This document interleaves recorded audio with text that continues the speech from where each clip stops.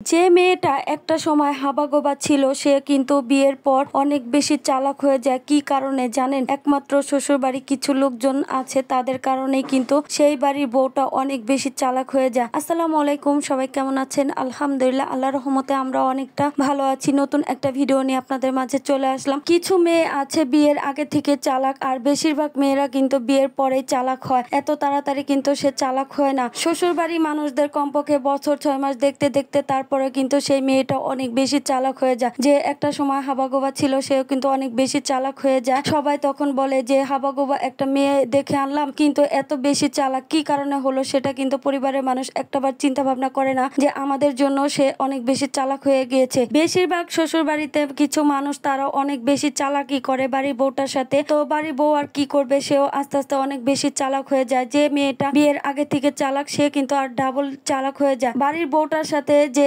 মাছ ভাজার মতো ভাজা ভাজা করে, তখন সেই মেয়েটা কি আর করবে, তখন নিজে ভাজা ভাজা হয়ে যায়, অন্যকেও কিন্তু মাছ ভাজার মতো অনেক বেশি ভাজা ভাজা করে ফেলে। তখন কিন্তু বাড়ির বউটার অনেক বেশি দোষ হয়। তখন কিন্তু আর কারো দোষ হয় না, একমাত্র বাড়ির বউটারই দোষ হয়। তো যাই হোক, অনেক কথা বলে ফেলেছি। তো যাই হোক, দুপুরে রান্না বান্নায় চলে আসলাম। তো সকালে ভিডিও তেমন একটা করিনি, আর অনেক বেশি লেট হয়ে গিয়েছিল সকালে নাস্তাটা করতে করতে, সেজন্য আর ভিডিও করা হয়নি। তো শ্বশুর আব্বাকে বলেছিলাম যে মাছ নিয়ে আসার জন্য, সে মাছ নিয়ে আসছে। তো তাকে বলেছিলাম যে বাজার থেকে কোনো মাছই কেটে না আনতে, সে যেন আস্ত মাছ নিয়ে আসে, আমি বাসায় কাটবো, আমার খুবই মাছ কাটতে ভালো লাগে। তো সেই জন্য সে নিয়ে আসছে। তো তাকে আমি যেভাবে বলেছিলাম সে কিন্তু ঠিক সেভাবে মাছটাকে নিয়ে আসছে, কাটা ফেলে আর আস্তাগুলো ফেলে দিয়ে আসছে, আর শুধু আস্ত একটা মাছ নিয়ে আসছে। তো 3টা মাছ নিয়ে আসছিল, তো আমি এভাবে রেখে দিলাম। তো একটা মাছ বের করে নিয়েছি, আর 2টা আস্ত মাছ এভাবে ফ্রিজে রেখে দেব। তো যখন প্রয়োজন তখন মাছটা কেটে তারপর রান্না করব। তো এই মাছগুলো খেতে কিন্তু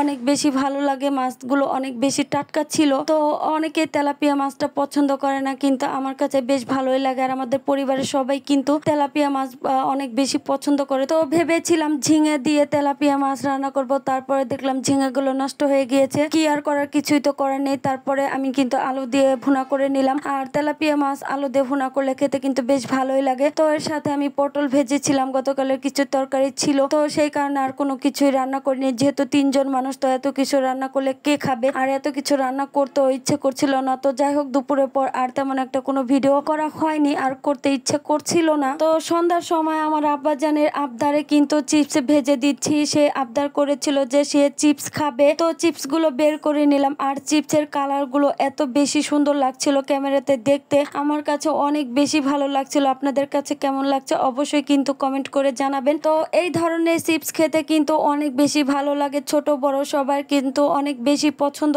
তো এই তো আমার চিপস কিন্তু ভাজা শেষ। তো এখন কিন্তু উপর দিয়ে একটু চিনি ছিটিয়ে দেব। তো চিনি দিলে আরো খেতে কিন্তু অনেক বেশি ভালো লাগে। তো যাই হোক, ভিডিওটা কেমন লাগলো অবশ্যই জানাবেন। আজ এই পর্যন্তই, আল্লাহ হাফেজ।